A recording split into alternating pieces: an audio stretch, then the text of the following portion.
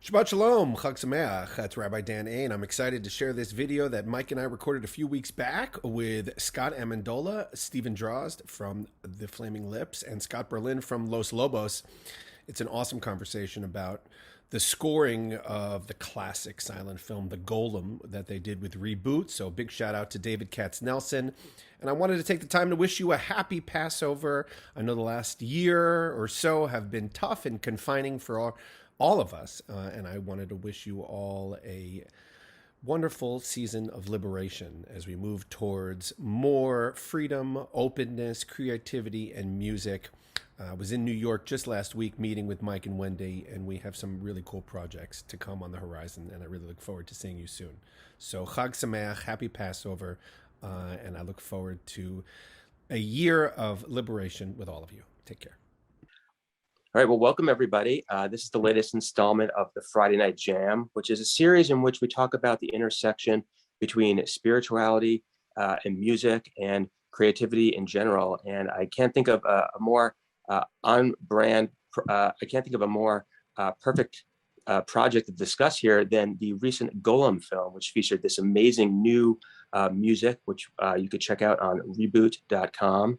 And, before we kind of jump into the creative process behind this, Rabbi Dan, I was hoping you could give us a little background on, the Golem folklore and kind of why it's important, not only for film history, but also for Jewish history and, European history in general. Wow. That I could take a lot of time answering that question. Yeah. And that would take away from the artists that we have with us. But I will say that the reason that Mike sort of reached out to me, I'm been working with Mike for 10 years and have always been asking the question, what is technology doing to us? How is it changing us? And I think the fact that we're having this conversation over Zoom, that was changed us a little bit. It's changed the nature of our conversation. And so if I could just give a shout out to, I would say, like, I was a Square law student in the late 90s when an album came across my path called The Soft Bulletin.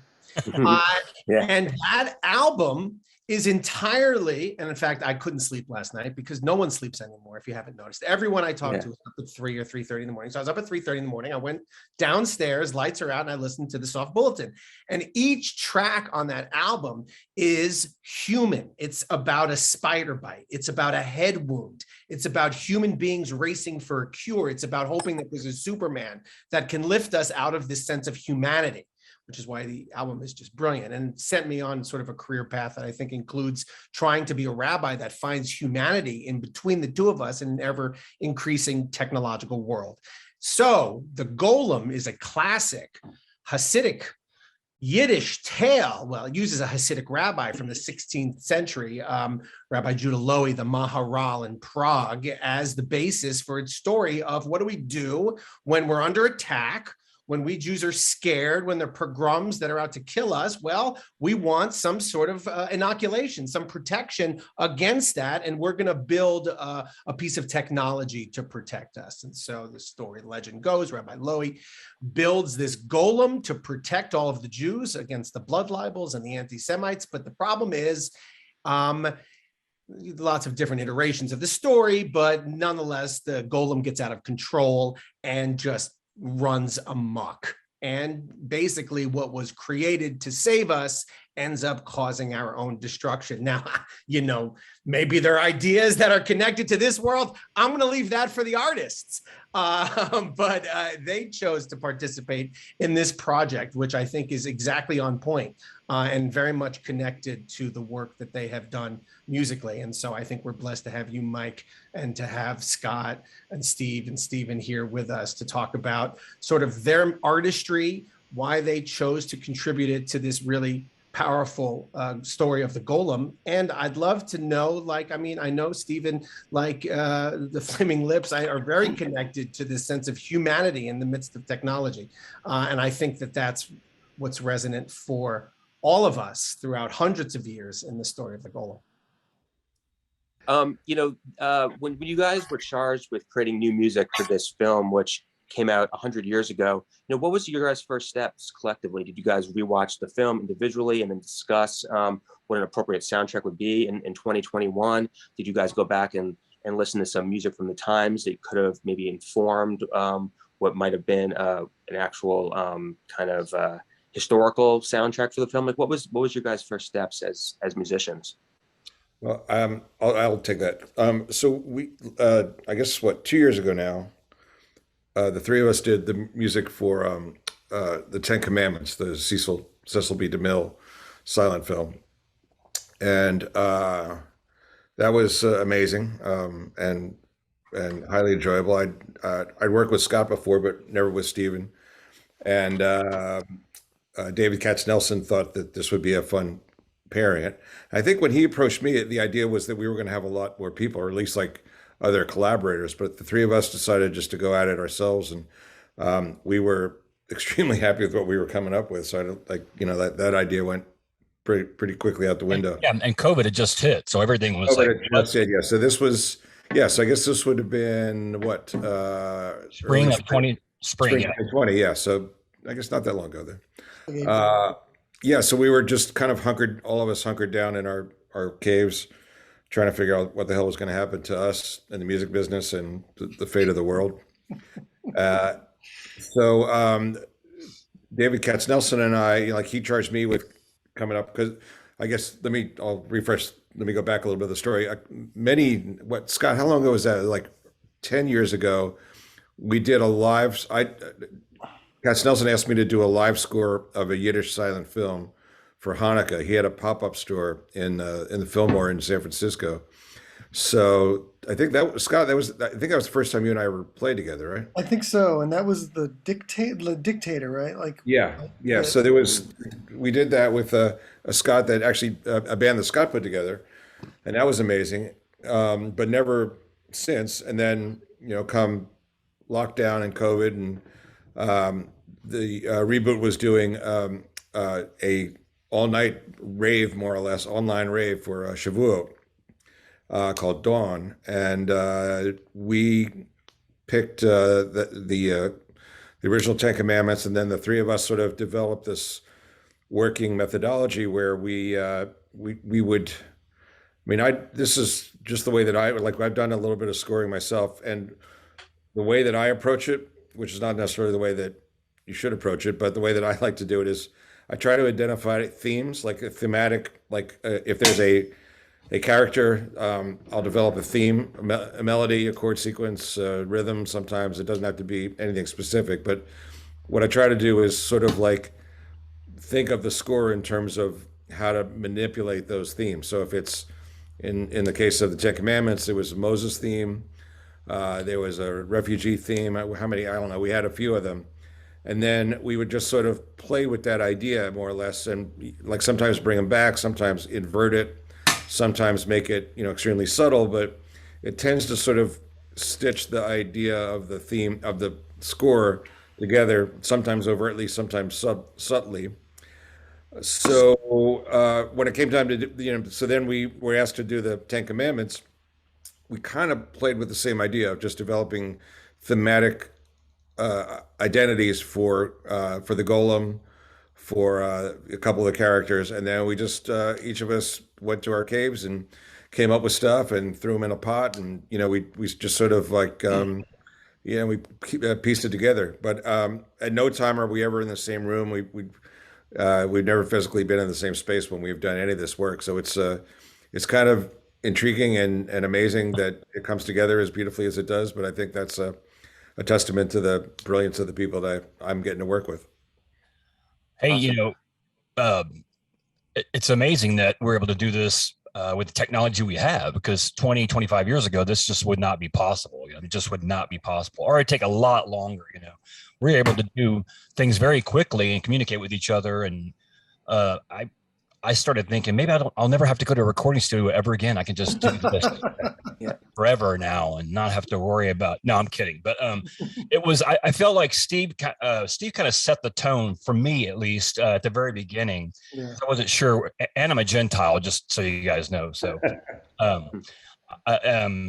Me too. I felt like Steve kind of set the tone, and then after we got going, we got a really good rhythm together. Where Scott we'd say, "Okay, Scott, you go ahead and start this scene here and do what you're going to do," and then we'll start putting stuff on top of your music. And I would take one, Steve would take one, and we did that with the Ten Commandments, and we used that same approach with the Golem, but it was a shorter amount of time that we had to work. But we got into a really good rhythm, really good rhythm both times. And again, back to the technology thing, that just wouldn't have been possible 20 years ago or however long ago. So it's a fun way to work. Yeah. And, you know, we're all coming from interesting musical backgrounds, and I don't think that I think that we're just kind of open to any possible idea. And that, you know, and knowing that if someone throws an idea out, someone else is going to do something interesting with it. And that just happened from the beginning. And it just was such a pleasure and joy, and just also just fun just to see how things turned out and where they went. And Steve was great. Steve Berlin was really great at keeping things very well organized for me and Steve, because it's a lot, you know, when you're dealing with this kind of work, you know, this kind of situation, you know, like if the internet goes down, you know, we can't communicate. And fortunately, things were working pretty well for us back then. But I don't know, it was really an inspiring thing for me personally. It was, you know, probably the most creative I felt during the whole pandemic were these two projects, and most inspired. Yeah, it was fun. We had a ball. That's amazing. You know, for a little historical context, I'm not sure if everyone knows when these films originally debuted, it was a silent film. There was live accompaniment in theaters where it was shown. And if I'm correct, it's not known what that music was. Could you guys talk a little bit about, you know, kind of what type of music maybe possibly could have been played when this film originally was shown in theaters 100 years ago? And if there's any historical reason why the footage has been lost, or if that's something, the music has been lost, or if that's something that is common for silent films at that time? Well, I can only actually, as far I you know, I can only imagine what it must have been, you know, 100 years ago. I would think it would be kind of like, you know, whatever the popular music of 100 years ago was. I will say that on the Ten Commandments, we were trying to source. There were a couple of different versions of the film, and there were a couple of different cut. Like, you know, there was some sections of the parts that we were working with that were pretty damaged, and then David Katznelson found a couple other versions. One of which was colorized, which was interesting. Primitively colorized. It was colorized, I would think, like not long after it came out. And that came with a score of what sounded to be very, you know, like sort of the music that any of us would associate with, you know, the music of the early 20s, I guess, you know, sort of, it was pre-jazz, I would think, you know, somewhere that weird, when it was transitioning from more or less, you know, military music into popular music.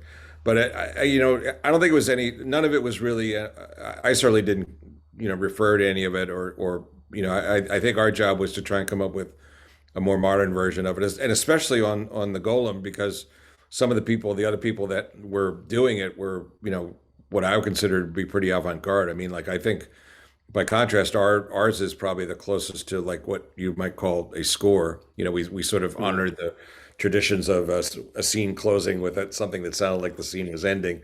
You know, most of the other people just sort of went for the far end of the universe, which is yeah.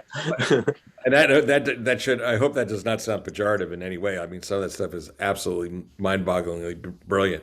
Yeah. But we had not heard any of it. We had no idea what anybody else was doing. We were all kind of working on it separately at the same time. So it was, we just submitted it, and then the first time I heard it was when as it was coming out. Yeah. One of my favorite things is actually score to the scene, to film. You know, that's a really fun thing to do.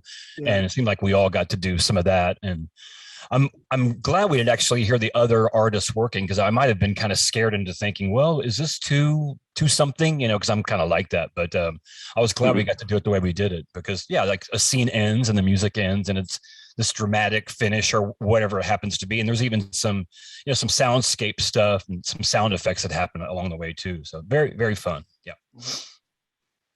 Steve Berlin sort of tipped his hand when he just seamlessly dropped Shavuos into the conversation there. So Steve Berlin, I'm curious how, first of all, we love David Katznelson. I've gotten to know him since I moved out to the Bay Area. I mean, you want to talk about just a library of information. It's unbelievable. So I'm curious, when did he sort of get you involved in Jewish ideas and programming? And then is there, I don't know, the word is numinous. Is there something about doing the Ten Commandments or doing the Golem, having sort of a holy, see, Mike and I have been collaborating for years. We've been finding this crossover between people who go to concerts and love Los Lobos or the Flaming Lips or whatever, and it's a religious experience for them, but they don't think about going to temple and having that religious experience. And yet there's something special about the Ten Commandments and about some of these source texts. I'm wondering, did you approach it differently because of your own Jewish background, whatever it might be? Could you share a little bit about that? I couldn't honestly say I approached it differently, except for the reverence for the source material and the knowledge, especially the Golem story, that, how profound it was. I remember probably when I was like 7 or 8, I read a comic book about the Golem, and it stayed with me forever. I mean, I could remember it like it was yesterday. I just thought I could see the imagery. I mean, it was profoundly powerful and amazing that it was part of my heritage as well. But at no time did I think about my Jewishness or that informing any of the musical choices. We were just trying to come up with stuff that worked, and that was,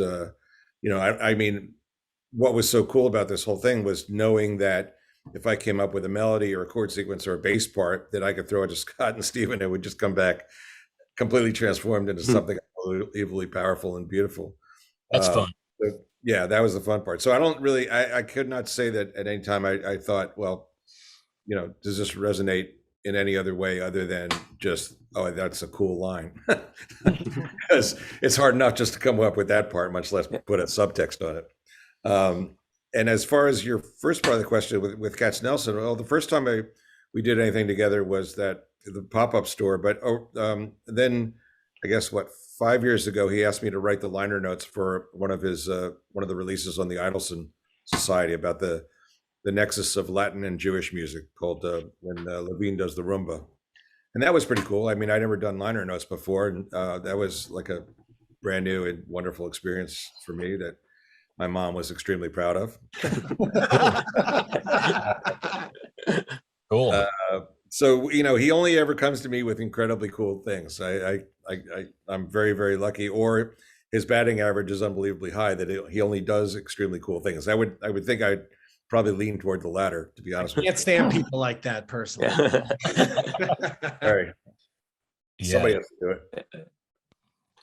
I mean, to pick up on that point, Scott and Stephen, how familiar were you guys with the Golem story, both the film as well as kind of the folklore story that's been around for centuries now?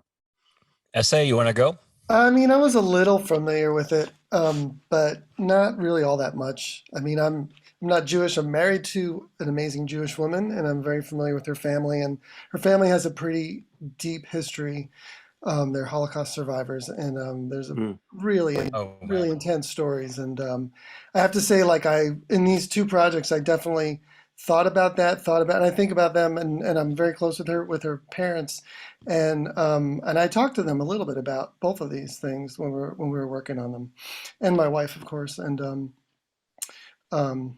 but it was, I mean, I did a little bit of research before each, and learned a lot, and they're amazing stories, and it's interesting too, what you said earlier, Rabbi Dan, how there's different versions of the fact that there's a lot of versions of the Golem story that I found really interesting, and I don't know, Oh yeah, no, there's there are lots of different. How does at the end the golem get taken? So there's the idea that Rabbi Lowy puts the name of God into the mouth of the golem, and that powers it. But he forgets to take it out for the Sabbath.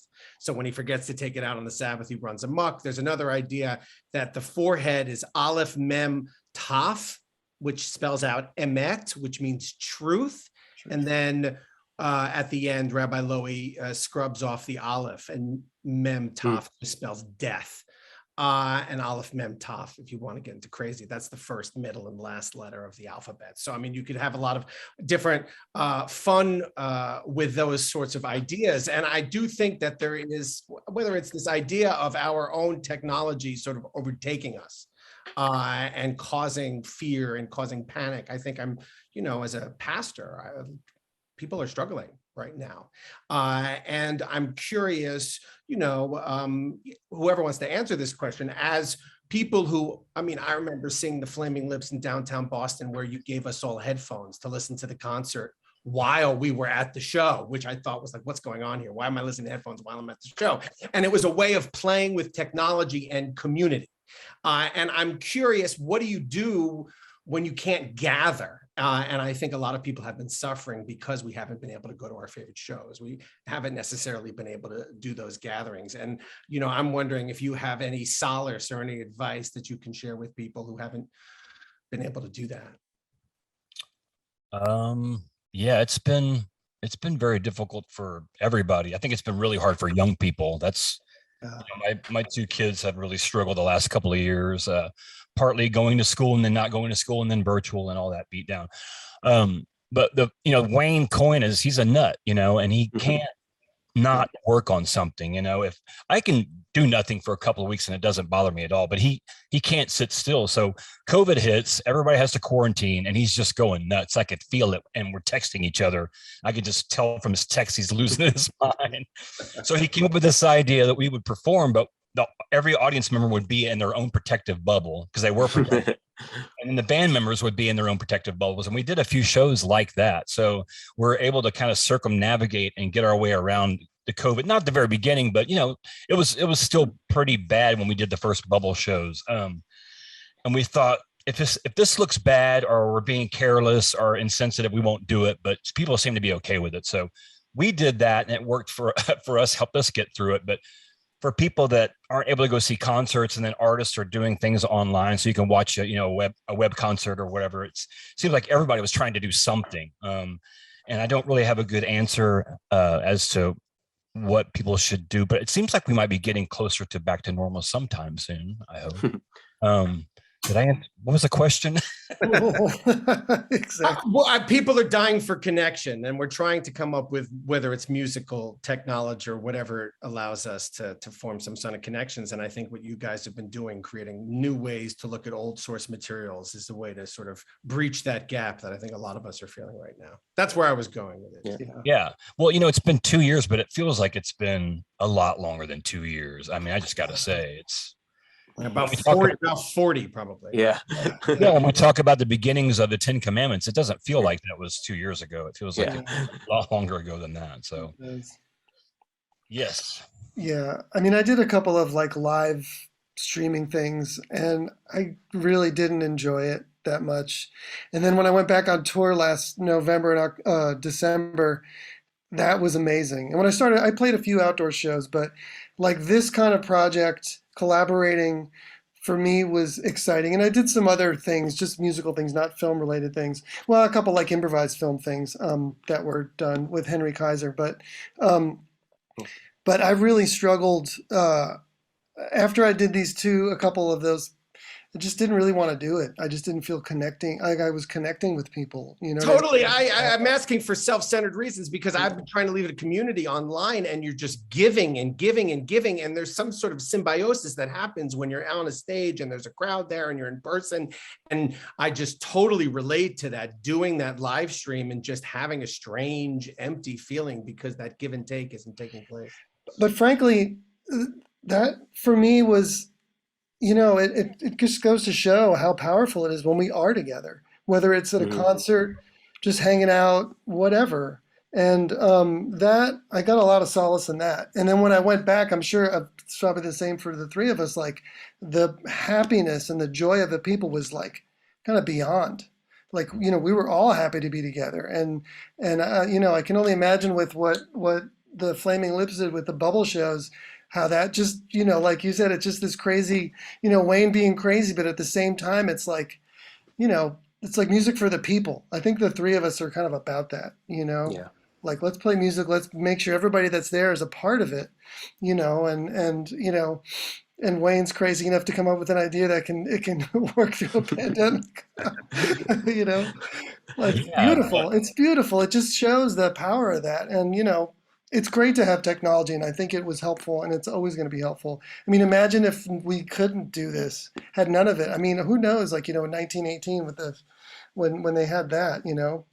But certainly when we were doing the Ten Commandments, I mean, you know, the future was extremely uncertain. You know, there was no vaccine. I mean, we didn't know what the hell the next step was. I mean, you know, every day was like, okay. Yeah. The first several months it was just, what is going on here? What is going to happen? I'm scared, you know. Yeah, seems like we've come a long way since then. Yeah, the thing with Wayne is when he brought this idea to the band, everyone was like, of course you would come up with this idea. Yeah. No one even batted an eye, you know. And he'd done this little sketch where 2019, he's in the bubble on stage and the audience is just regular. 2020, he's in the bubble and the rest, everybody in the audience is in a bubble. So he made that little sketch come to life, and it worked out pretty good for all of us. But even when we were performing with the people in the bubbles, it didn't feel the same as when we actually went back out on the road, just as, you know, traditionally playing a show with no protective bubbles for the audience. Mm-hmm. You know, for us, only Wayne. It felt really different. It felt a lot more connected without the bubbles. So that kind of says something too, right there. Yeah. About the connection part of it. Yeah. Well, you know, looping back to the idea of technology kind of, you know, taking on a life of its own, you know, many film scholars have said that, you know, the Golem story and the Golem film especially were some of the inspirations for the Frankenstein story, which of course, you know, has a lot of parallels to that. Can any of you guys talk a little bit about any connections that you guys see both in those stories and those classic films, and anything that you had heard while you were working on this project that maybe kind of connected those two worlds for you guys? Anyone? Honestly, I have to say, you know, like we were so focused on our own thing, and I think it was just, especially for the Ten Commandments, I know that I was in the middle of like a bunch of different stuff, and it seemed like it came together so quickly right before the deadline. Like it seemed like we, you know, like when we did the Ten Commandments, we had the luxury of time. It was like 4 months or so. Like we, you know, it never seemed like it was rushed at all. But for the Golem, for whatever reason, it felt like, oh boy, we got to get on this and get it done. And it was like, you know, just a week away. So in terms of like source material and research and any of that stuff, I think, you know, we were just all about like just getting our stuff done. Now in retrospect, you know, thinking about it, and certainly, you know, like and seeing some of the commentary on some of the other sub chapters of the Golem, I mean, there was so much incredible information and thoughtful commentary. It really made me kind of think about it in a much deeper way. But I would say, at least for me in the moment, I was just like, oh crap, I should have started this 2 weeks ago. Yeah. So I feel like everything I do, that's kind of the way I always feel like I should have started everything 2 weeks before I actually started. Yeah. Time flows in a very strange way during the pandemic, so don't feel bad. It's so, that is one of the weirdest parts of it, at least for me, is like stuff that like things that happened like 3 years ago feel like 30 years ago, and things that happened like 2 days ago felt like that happened 5 minutes ago. I mean, time has become a much more malleable and fungible, at least memory time has become like almost impossibly for me to solve. Like I just cannot believe sometimes, like, you know, just time, it just used to have a very linear quality, and now it's just a big amoeba that's kind of flops and floats all over the place. The summer of 2020, time for our whole family was just so weird because school was out. My wife's a school teacher, so she was home all day, every day, and the kids were home, and we were all on these weird sleep schedules. We'd two of us would stay up till like 5:30 in the morning and then sleep till 3 in the afternoon. And just bizarre. And then when school came back in, my wife was like, "This is not going to work. You know, we have to get some real sense of actual normal people time." So it was a little bit of a struggle to just get back on regular time. But yeah, speaking of time. Yeah, just like that family focus that's been happening for the last 2 years, like, you know, in and out of it. And especially when we were doing the 10 Commandments, it's like, you know, it's like, for me, it was like working on this and just making sure everybody was okay, you know, throughout the day and throughout the night. And then, you know, when I'd come into my little cave to work, you know, making sure the kids Zoom was working and, you know, blah, blah, blah. And they were doing okay. But just, you know, that for me was really on my mind, and fortunately this was an amazing distraction to just focus on, and working with these two guys is just so fun and just very huge learning for me. You know, I learned a lot working with them. And just so everybody gets to hear it at once, you know, Shavuot is coming up again, so it's time to start thinking about a new one. Oh, you're speaking my language. That's right. If you have any suggestions, man, I swear to God, we you know, it's not easy. When we were looking when we found the 10 Commandments, I mean, that seemed like a no-brainer in retrospect, but there is, you know, one of the things that made it work was the darkness, and also the Golem was getting to, you know, like, for the work that we do, honestly, like, you know, it's scoring a dark movie is a hell of a lot more fun, a hell of a lot easier. Scoring a light one, especially one that's sort of like cloyingly light, and a lot of the stuff that I was looking at, you know, they might have a dark moment here or there, but it always ended up being like extremely sentimental in, you know, in an inimitable 1920s way, which is, you know, fine, but really hard to come up with a score that, you know, that doesn't seem at odds with the subject matter on the screen. So if you know any other, you know, cool, fun, dark, you know, stories, please send them our way. What is coming up again? Which well, the same one, the one that we did 10 Commandments for Shavuot. Actually, I was gonna say, you know, Shavuot is something of a deep cut holiday, if you will.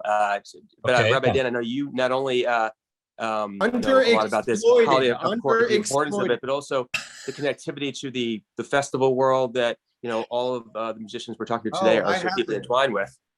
Yeah, I've been selling this for a long time. I got lots of ideas. So after the destruction of the temple in the year 70, I'm going to go back to the year 70. After the destruction of the temple in the year 70, there are three basic pilgrimage festivals, you know, like the Hajj, like Muslims have the Hajj. Judaism had three pilgrimage festivals where everybody from all over the world would travel to Jerusalem for these three festivals. It was Passover, it was Sukkot, and Shavuos. And so after the destruction of the temple, the rabbis had to figure out how are we going to make these pilgrimage festivals sustain when we have nothing to go towards, when we're in the diaspora. So they came up with a really good idea for Passover called the Seder, which is like, let's get drunk, let's tell stories, let's have a narrative, let's start dark, let's go light.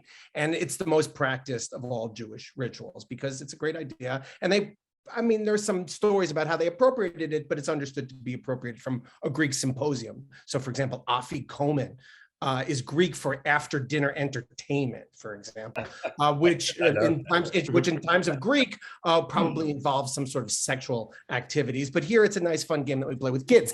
Super successful. We have Sukkot. How do you do that? Put up a hut in your backyard. Put up a hut in your backyard and go eat your meals in it. And if you really want to be adventurous, go sleep in it. Great idea. Great holiday. We keep that memory alive by putting up these Sukkot in our backyards. Shavuos, eat cheesecake and study. That's pretty much all the rabbis came up with. And so it's a dud.